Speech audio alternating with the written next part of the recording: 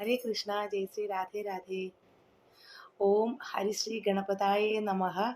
गुरुर्ब्रह्मा गुरुर्विष्णु गुरुदेवो महेश्वरा, गुरु साक्षात् परब्रह्म तस्मै श्री गुरवे नमः। गीता ध्यानम्।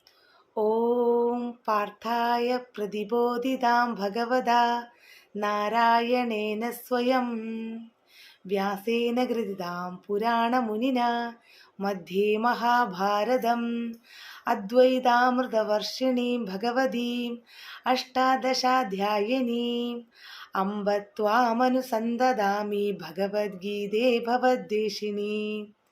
नमोऽस्तु ते व्यासविशालबुद्धे फुल्लारविन्दायतपत्रनेत्रा, येन त्वया भारततैलपूर्णा प्रज्वालितो ज्ञानमयप्रदीपा।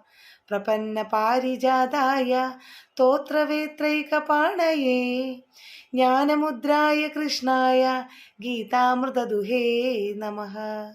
सर्वोपनिषदो गावो दोग्धा गोपालनन्दनाः, पार्थो वत्ससुधीर्भोक्ता दुग्धं गीतामृतं महद्। वसुदेवसुतं देवं कंसचाणूरमर्दनं, देवकी परमानन्दं कृष्णं वन्दे जगद्गुरुं। भीष्मद्रोणतडा जयद्रथजला गान्धारनीलोपला, शल्यग्राहवती कृपेण वहनी कर्णेन वेलाकुला। अश्वत्थामविकर्णघोरमकरा दुर्योधनावर्तिनी, सोत्तीर्णा खलु पाण्डवैरणनदि कैवर्तककेशवा।